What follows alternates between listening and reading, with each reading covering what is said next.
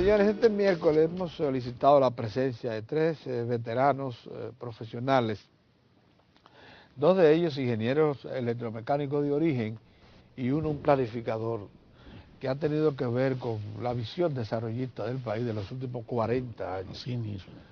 Que es el caso del licenciado Fernando Mangual, que está aquí con nosotros. Pero es evidente que tanto Daniel Boden, que es un ex director de planificación de la Corporación Dominicana de Electricidad, hoy CDEE, y Leocadio Lebrón, que es un experto en el sector eléctrico también, quisieron que Mangual estuviera aquí, porque hoy evidentemente está presente una decisión que es clave para el futuro de la nación, que tiene que ver con su planificación del desarrollo eléctrico. Por eso está presente. Buenos días, Fernando. Creíamos que todavía ha salido de circulación. No, él mantiene. Pero Daniel, por alguna causa, dijo, acompáñame. ¿De verdad? Sí. Buenos días, Daniel. Buenos días, Leocadio. Bueno, inicien ustedes. Yo estoy, yo estoy claro, pero de todas maneras a mí me gustaría que gente como ustedes, que conocen a pie juntilla el sector eléctrico y que de muchas maneras han venido dándole seguimiento a todo este proceso, que al parecer se va a producir el cambio esperado con una iniciativa del presidente de la República en el sentido de incorporar ya al Estado como un ente activo en materia de producción y comercialización de energía en la República Dominicana. Eso ha generado ya diferentes reacciones contrarias, sobre todo del sector que hasta el momento tiene la sartén por el mango, porque es el sector generador de energía. Hoy recoge los medios de comunicación unas declaraciones del señor Sanjurjo, en el sentido, uno de los más importantes industriales de la energía, productores de energía, en el sentido que dicen que esa iniciativa oficial él no le ve sentido, porque entiende que el Estado genere energía, produzca energía, eso no va a beneficiar en nada a la población, porque no va a disminuir el precio. Que para disminuir el precio lo que tiene que hacer el Estado es, en vez de involucrarse en una inversión multimillonaria en producir energía, lo que tiene que hacer es tomar esos recursos y tratar de subsanar el problema de escape en la distribución y en mayor eficiencia en la cobranza. Yo quiero que ustedes me digan cuál es la visión que tienen ustedes en torno a esta iniciativa por parte del presidente Danilo Medina a través de la Corporación de Empresas Eléctricas Estatales. Bueno, muy buenos días nuevamente a todos y a los amigos y amigas televidentes. Realmente nosotros estamos representando junto a una fundación que se llama Fundación Estratégico para el Desarrollo Dominicano. Y esa fundación nuestra reconoce en el presidente de la República, Danilo Medina, interés, mucho conocimiento de los problemas y también tiene alternativas para solucionar los problemas. Por primera vez, pienso que el sistema de planificación, la planificación en la República Dominicana, cuenta abiertamente con la voluntad política.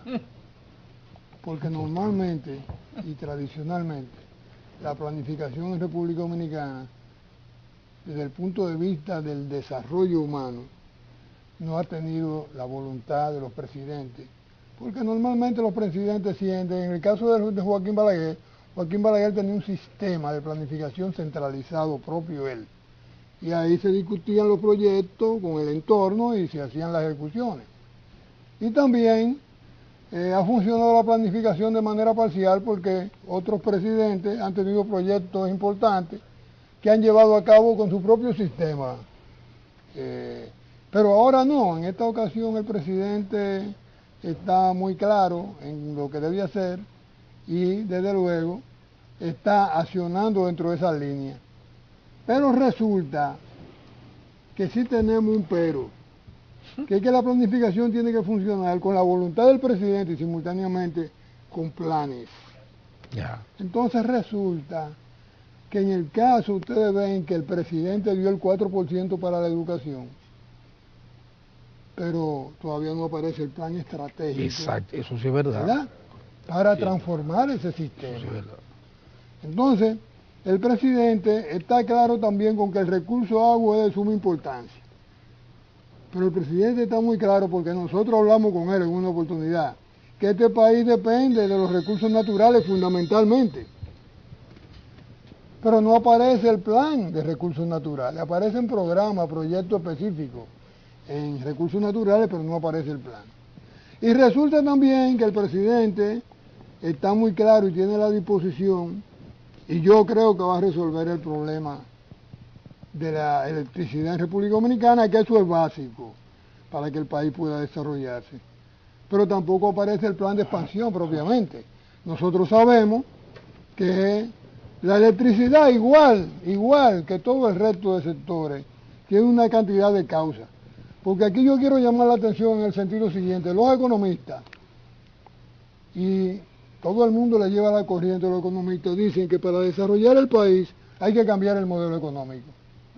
Pero la economía es una parte del asunto, es el modelo social que hay que chequear, porque la institucionalidad no es economía, porque la educación no es economía, Así es. la modernización, o sea, es el modelo social que hay que cambiar o chequearlo, y desde luego dentro de eso hay un submodelo económico que hay que revisarlo también. Pero en una sociedad nosotros tenemos que establecer un modelo social en donde aparezcan una cantidad de pilares que se inicia con la educación y sigue con la institucionalidad en su doble vertiente, ¿verdad?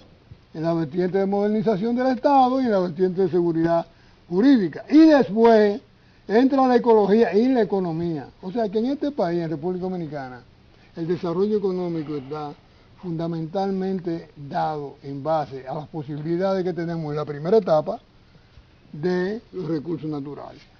Y entonces, regresando al problema que ustedes nos convocan hoy, yo decía que falta el plan de expansión, y obviamente es porque el sistema eléctrico tiene una cantidad de aspectos. Y todos ustedes lo conocen, ¿verdad? Hay un aspecto institucional, hay un aspecto de la generación, hay un aspecto de la distribución, hay un aspecto del cobro. Y aquí normalmente en la CDE lo que se hace es atacar el asunto del cobro.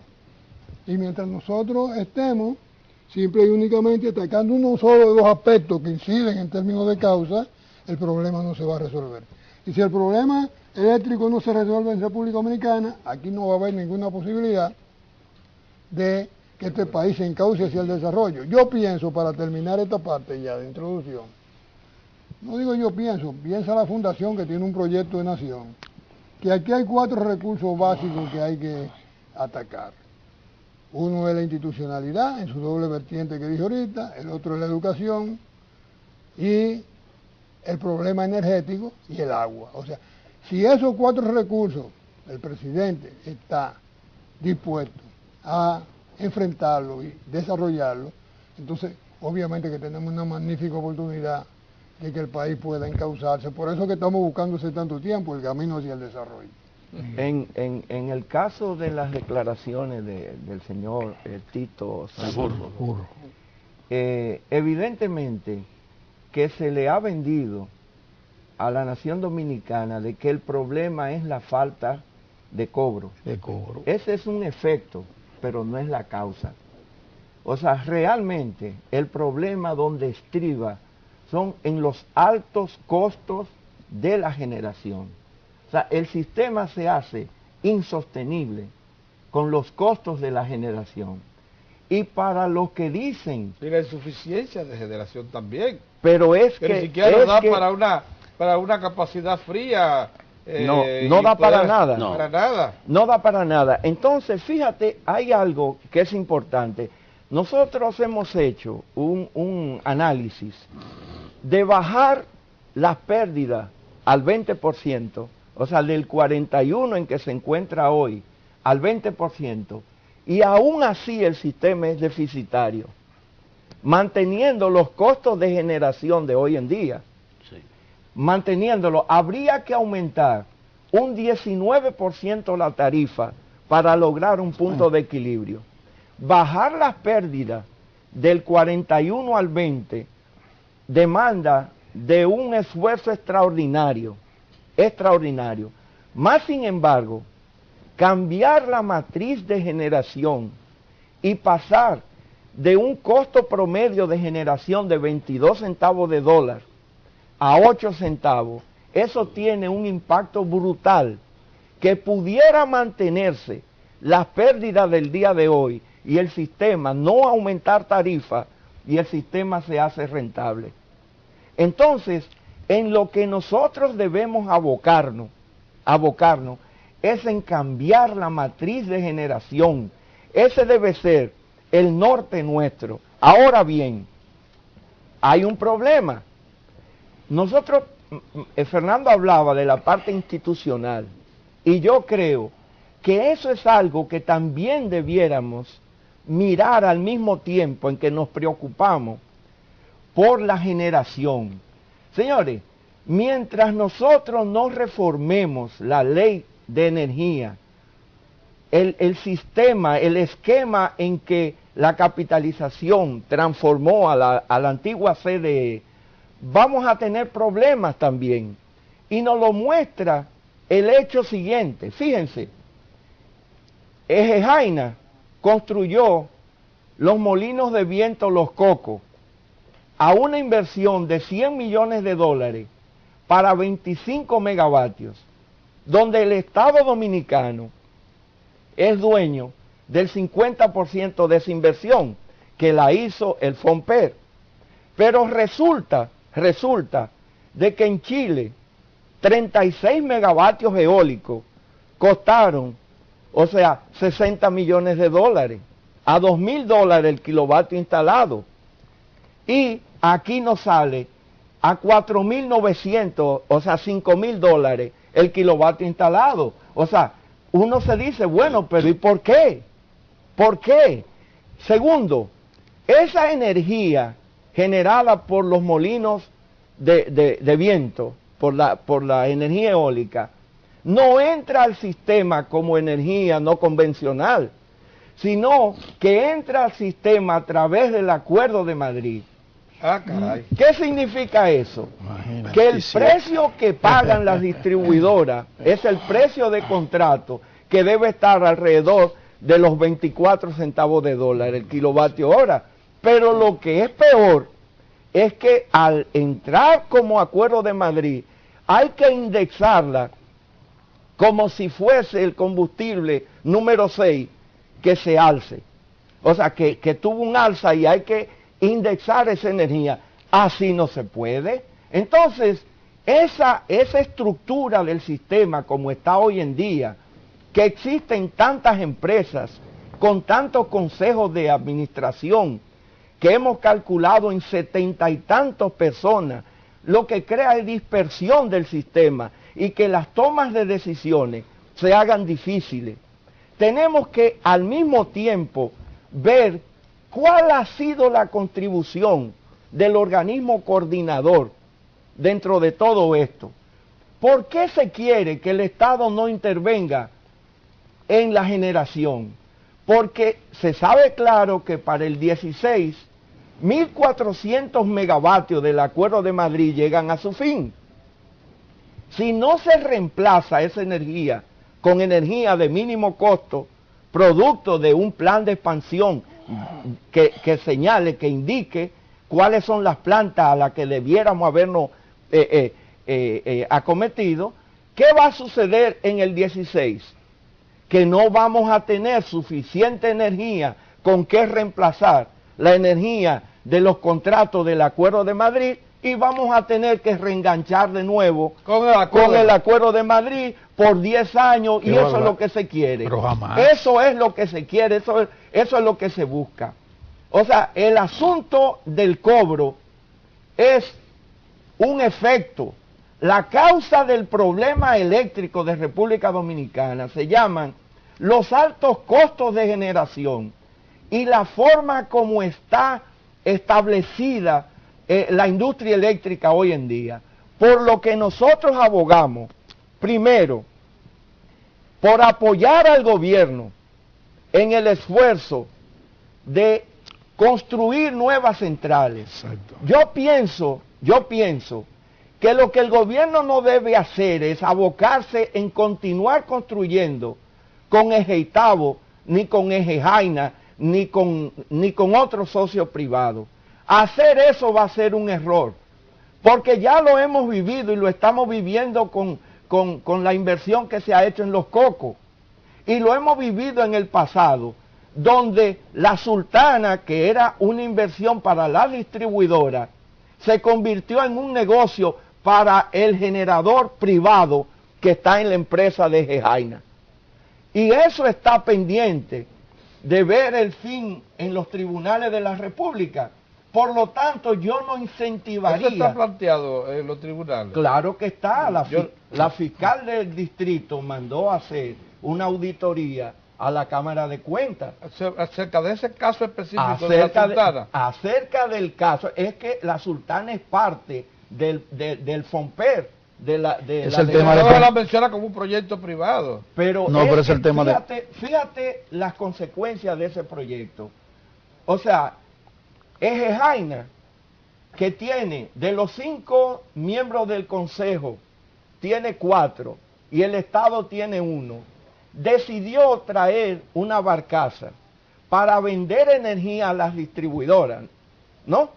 De 150 megavatios. De 150 megavatios. Que procesa Bunker C en motores de baja velocidad. Esa planta se colocó en San Pedro de Macorís, cuando todo hacía indicar que debía colocarse en el norte de la República. Por eso lo hizo la CDE en el momento, o sea, Radamés.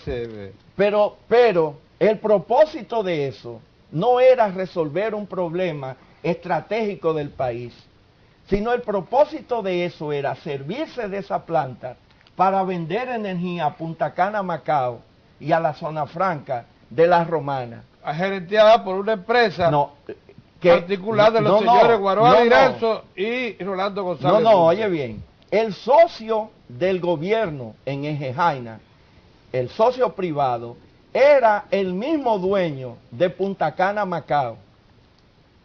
Entonces... ¿Pero quiénes eran? Esos dos señores. Eje Jaina, González Bunte. Y Guaroa Liranzo, menciona. Bueno, pero socios los dos. Pero óyeme bien.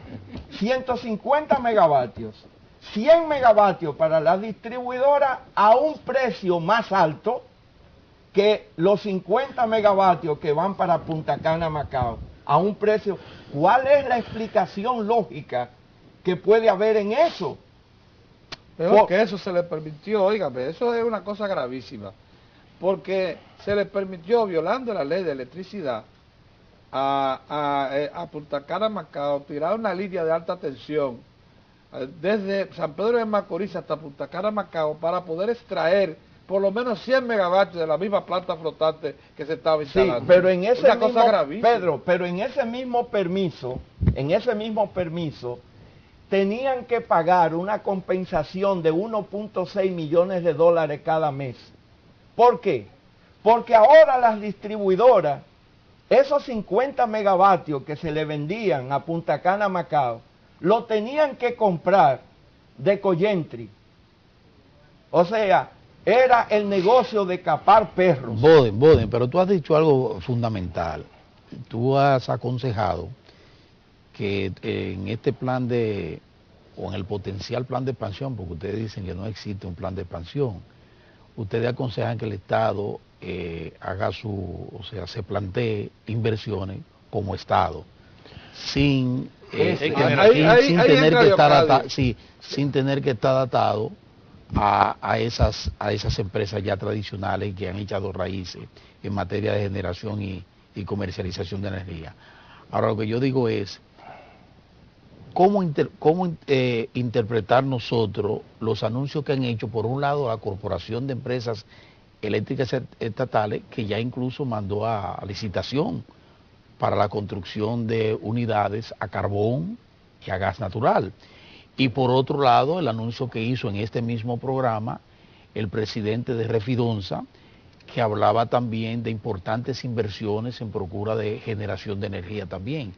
¿No es eso, no se puede eso interpretar como parte de un plan de expansión por parte del Estado? Bueno, tenemos que recordar que la demanda de energía aquí en la República Dominicana crece a un ritmo de 5% promedio anual. Y la oferta para cubrir la demanda apenas cubre un 80% de la misma. Quiere decir que tenemos alrededor de 20 años dándole un 20% de apagones a los usuarios en el país. Pero por el otro lado, se hablaba ya, Boden, de los altos costos de generación. Alrededor de un 48% todavía de la energía que se suple procede de derivados del petróleo. O sea, fue el número 6 y fue el número 2. El precio promedio de venta del kilovatio hora generado con número 6 y número 2 actualmente es del orden de 24 centavos de dólar. Mientras que el costo de generación de una planta que funcione con carbón mineral o gas natural, aún con los precios del gas natural caro, deben estar en el orden de los 10 centavos de dólar. Quiere decir con que... respecto a 24, 14 menos. Así es. O sea que, aparte de esa dependencia de los derivados de petróleo, hay un problema que ya conocemos aquí, que es el problema de los sobrecostos. Anualmente hay un sobrecosto solamente por combustible en la generación del orden de 350 millones de dólares.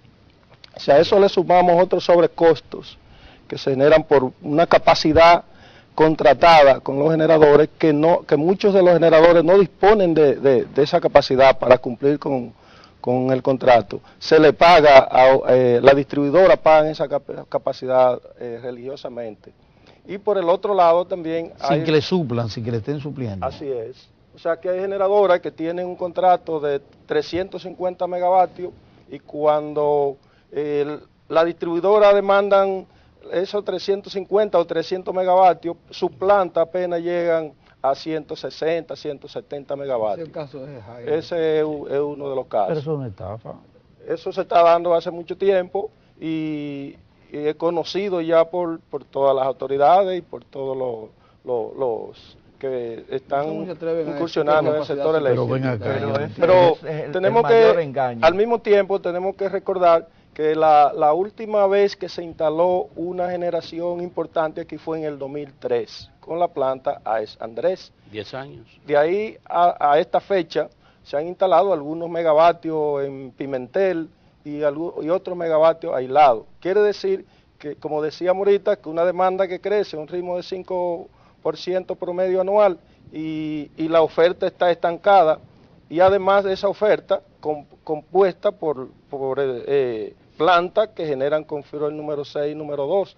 Eso significa que tanto para cubrir la demanda como para sustituir plantas que son de muy altos costos de generación. Hay generadoras que están vendiendo a 27 centavos de dólar a la distribuidora y otras a 30. O sea, ¿qué ocurre? Que desde el 2003, como el sector privado, aún el Estado dándole la oportunidad de hacer las inversiones en generación, no la han hecho.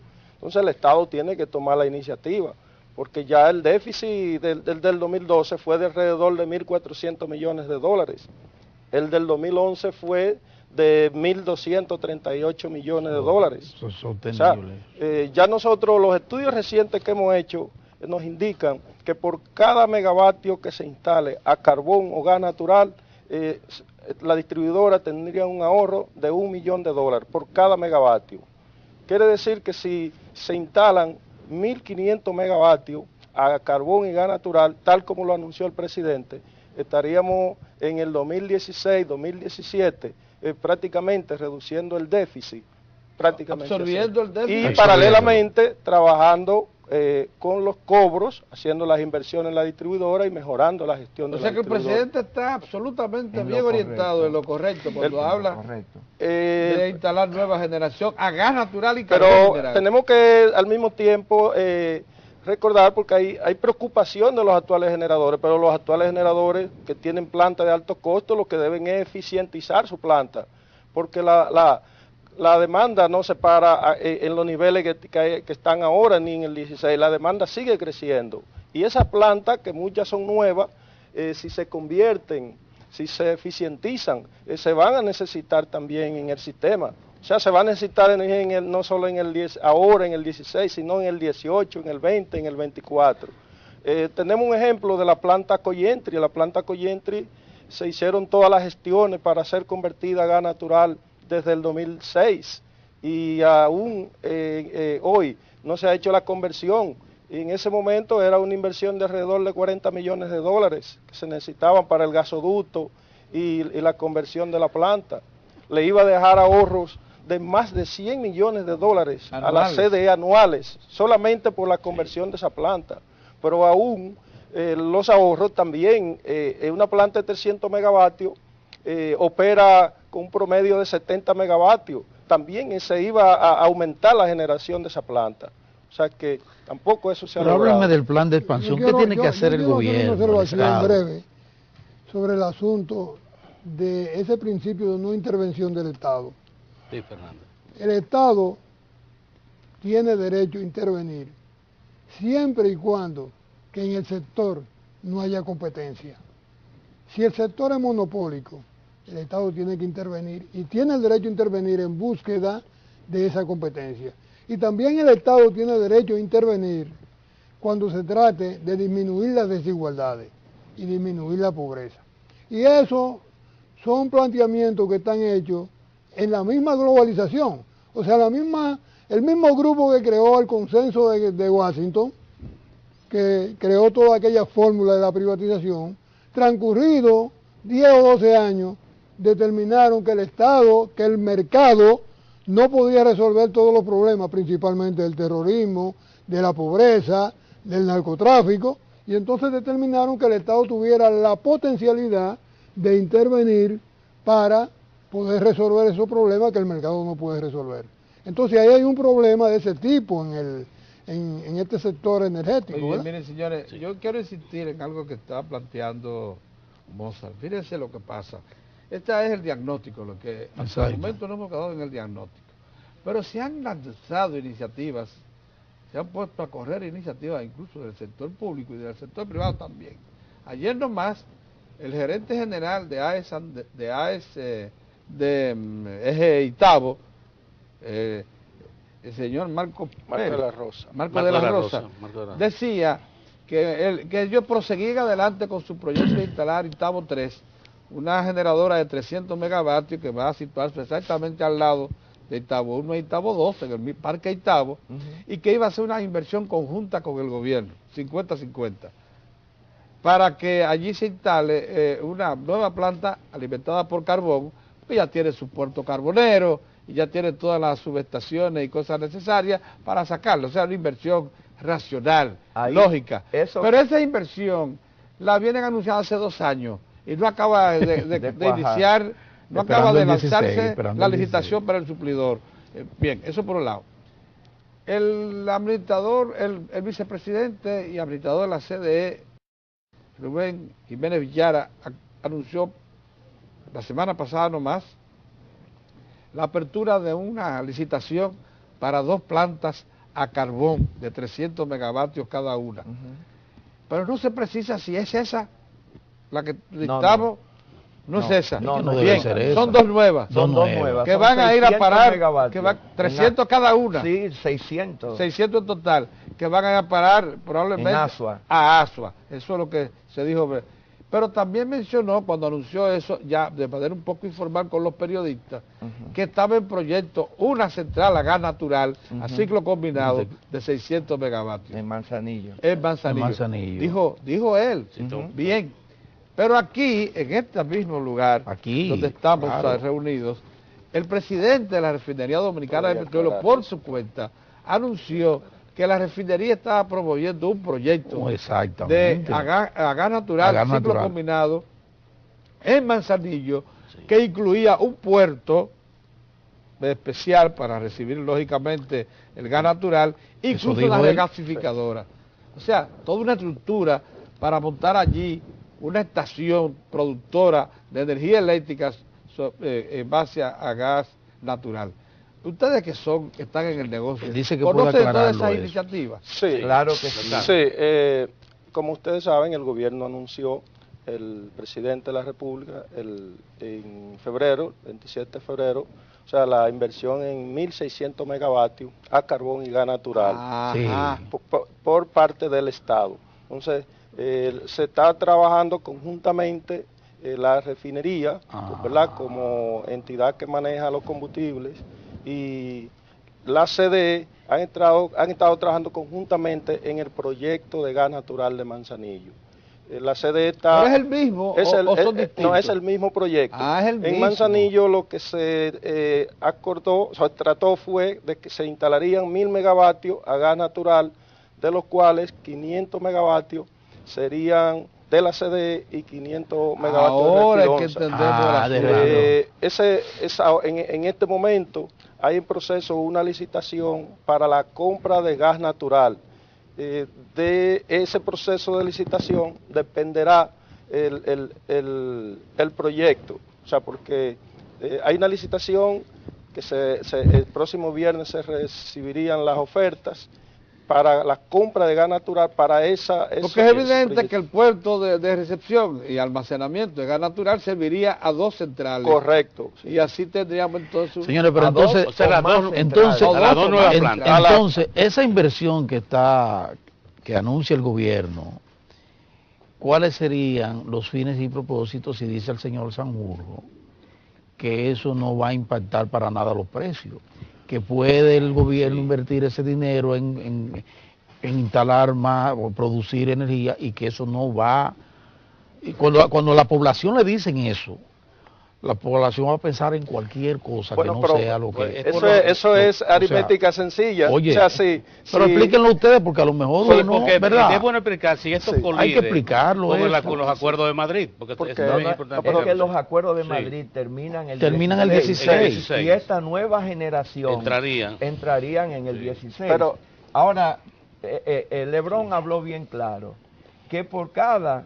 O sea, megavatio instalado nuevo de bajo costo, se ahorra un ahorro. $1 millón. $1 millón. Óigame bien, esto es un problema de aritmética sencilla, como dice el amigo Cristóbal. Si nosotros tenemos una generación anual de 12.000 millones de kilovatios hora, y en lugar de comprar la energía a 22, la compráramos a 8, tuviéramos un ahorro de 14 centavos de dólar, multipliquemos 14 por 12.000 millones. Sí, pero dile a la gente, un ahorro para el Estado, pero ¿cómo lo sentiría eso la gente en el precio del kilovatio? Pero desde luego, mira, díselo a la gente. Y ahora es factible todo lo que tú dices porque las tres distribuidoras son del Estado. Exactamente. O sea, se transmitiría claramente el beneficio. Por eso, pero no solo eso, que las distribuidoras, ese 20% de apagones, con la reducción de los costos de generación, las distribuidoras podrán suministrarme energía y también eso va a ayudar a los cobros, porque claro, una distribuidora dándole apagones a la población no va a cobrar, y comprando energía cara y vendiéndola cara, se le hace más difícil su gestión. Las distribuidoras han llegado como en las campañas políticas, que los partidos llegan a un momento que tienen un techo. Y ahí no pasan de la distribuidora, por mejor gestión, no importa de dónde venga el administrador, en esas condiciones le es difícil mejorar su gestión de cobro. El problema real no es la falta de pago, el problema real es el alto costo de la generación.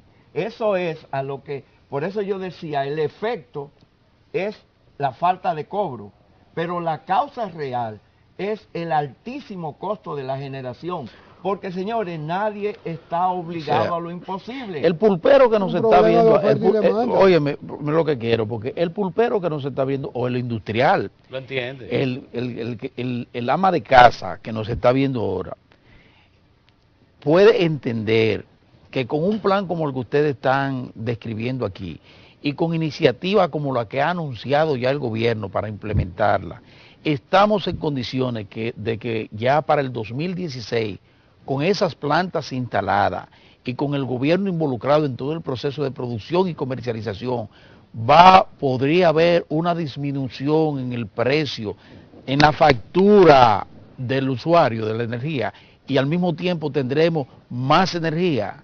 Eso es lo que, porque era como decía Mangual, no nos podemos enfocar en el planteamiento enteramente económico y técnico, hay que hablar esto en el plano de la sociedad en su conjunto, ¿verdad? Es un problema de orden social también que hay de por medio. Evidentemente que sí, o sea, porque eso no es lo que dice Sanjurjo. No, Sanjurjo, desde luego, porque él está hablando por sus intereses. Bueno. No hay problema. Y nosotros estamos hablando por los intereses del pueblo dominicano. Entiendo, exactamente. Óyeme, y yo te diría que no debiéramos esperar el 16 para bajar los costos de generación. Puede ser antes. Pero mucho antes. ¿Cómo lo logramos? Mucho antes. Primero, modificando la estructura del sistema eléctrico. Ahorita yo quise decir que qué sentido tiene el organismo coordinador, qué sentido tiene tener un mercado spot cuando la oferta que tenemos es inferior a la demanda de energía, y sabiendo ¿qué mercado spot sobrante puede haber si esa es la situación? No, y sabiendo que el costo del mercado spot, pero aquí lo dice Bichara, son 27 centavos de dólar el mercado spot. Lo que ocurre es que el legislador... Es mucho más caro que el contrato del Acuerdo de Madrid, que son 24.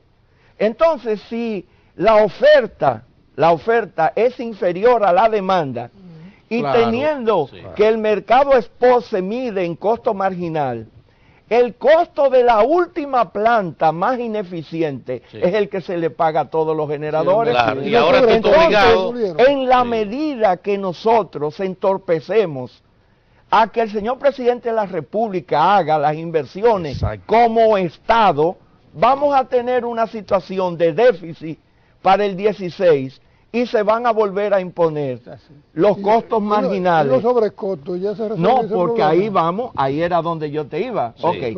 Eso estamos hablando para el 16. 16. Pero ahora mismo, ¿qué podemos hacer para disminuir los costos de generación? ¿Qué podemos hacer? Mira qué podemos hacer. Número 1, integrar verticalmente el sistema. O sea, volver que el que al genere, esquema. distribuya. No. Volver al esquema Sí. de la CDE vieja, no la CDE gaga. Generación, comercialización. No tiene sentido que en los costos... Ayer yo escuchaba una ponencia de licenciado Bichara, ¿no? Donde él decía que le ingresan 180 millones, que paga por compra de energía 180 millones cada mes, que cobra 120, y de esos 120 hay 25 que se gastan en la estructura. O sea, nosotros tenemos que bajar esos costos. CDE tiene 1.600 empleados, pero ¿para qué? Una empresa que lo único que hace es administrar contratos. Solo administra contratos. Solo administra contratos y por lo tanto no debe tener tantos empleados. Entonces, ese es un problema que nosotros tenemos que resolver. O sea, tenemos que resolver el problema de la estructura. Una integración vertical permitiría que 79 miembros de consejo de administración en lo que son las empresas del Estado pudieran reducirse a 6. Que tener 4 o 5 edificios pudiera reducirse a 1. Que tener una pila de funcionarios de más en las distribuidoras, bajar ese costo de gerencia.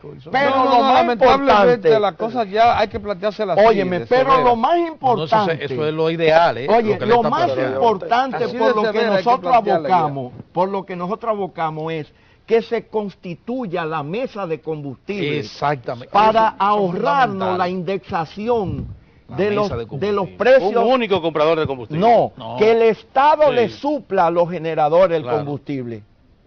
que el Estado, ¿Y el problema de la fórmula? porque con eso... Pero si es socio a un Que 50% sea el único que de puede- los generadores, es bueno. si es socio a un 50% de los generadores, el Estado debe ser un participante activo de la problemática. Y una forma de Con serlo votos y es votos. comprar desde un solo sitio todo el combustible que se va a utilizar y suplirlo a sus socios. Pero Pedro, hay otro sobrecosto. Vamos a ver si... O sea, ahorita decíamos cuando intervenimos que hay más de 300 millones de dólares solamente de sobrecosto por el combustible. O sea, eso es por la aplicación de la fórmula de los 300 contratos. millones de dólares. Sí, mínimo. Mínimo. Eso es sobrecosto por la aplicación de la fórmula del Acuerdo de Madrid. Si el Estado le suple el combustible a los generadores, como lo hizo desde enero del 2001 hasta julio de ese mismo año, el Estado adquiere el combustible y se lo suministra a cada generador. Entonces, cada generador... Hay un precedente, Sí, hay un precedente. Claro que hay. Hay un precedente, ese precedente... estando la ley de la capitalización, porque y los contratos del Acuerdo de Madrid también establecen que el Estado puede suplir el combustible a los generadores. Sí, Los contratos lo dicen, pero aún así está el precedente que se aplicó en esa fecha donde estaban vigentes los contratos de la capitalización, que son los contratos originales, porque el Acuerdo de Madrid son enmiendas a los contratos de la capitalización. Así es. Entonces eso está demostrado y hay otro precedente. En el 2007-2008 se renegoció el contrato de la generadora Palomar a la Vega, que es un 10% de los contratos del Acuerdo de Madrid. Solamente por esa renegociación hay alrededor de 50 a 55 millones de dólares que se ahorran la distribuidora solamente por ese contrato. Y hay que recordar también que tanto Eje Itabo como Eje Jaina reconocieron que había sobrecosto, porque se sentaron en la mesa de la negociación en la CDE, la CDE hizo su propuesta y ellos hicieron su contrapropuesta, pero alguna vez la contrapropuesta iban a superar el precio del Acuerdo de Madrid. Quiere decir que esa es una de las medidas inmediatas que puede tomar el Estado, o sea, de suministrarle el combustible a los generadores y se ahorraría alrededor de 300 millones de dólares por ese concepto. Y lo otro la otra parte del sobrecosto, que eso es capacidad que se le paga a generadores que no la tienen. Miren, que esta importante intervención de estos tres señores que no tienen gancha que afilar, que no representan empresas. ¿Cómo se llama la fundación? La Fundación de Desarrollo Estratégico Dominicano. Fundación de Desarrollo Nosotros no hemos creado para eso, para... Ustedes están en la vuelta. Hay que prestarle atención. ¿Tiene a su esa página en la web? fundación. Sí, tiene página en la web. Lo que han puesto en evidencia es que el presidente de la República, el licenciado Danilo Medina, cuando intervino ante la Asamblea Nacional y ante el pueblo dominicano el 27 de febrero, estaba en lo cierto cuando anunció al país su disposición de propiciar un proyecto de nueva generación, de entre 1.500 a 2.000 megavatios, que ya eso está en proceso, y cambio de la matriz y que eléctrica. aunque se esté expresando ahora mismo una resistencia en el sector privado, por lo menos ya existe la voluntad política de enfrentar el problema, y que por tanto si seguimos adelante con estos proyectos, el país va a dar por fin una respuesta a la problemática energética que ya lleva más de 40 años sin solución. Por eso agradecemos mucho la presencia de Fernando Mangual, de Daniel Boden y de Leocadio Lebrón, porque los tres han puesto en claro, en evidencia aquí, que de lo único que se trata es de dos sectores grandes confrontados, el público y el privado, y que debe primar el privado, porque el público es el que defiende los intereses de la mayoría. Así de simple, eso no hay que darle mucha vuelta. Tan sencillo como esa cosa. Así que muchas gracias de nuevo. Muchas gracias, señores. Y a ustedes, amigos televidentes, también por su atención. Miren, ahí viene Lalo con los deportes y más luego la sesión cultural. Nosotros nos despedimos y regresamos mañana.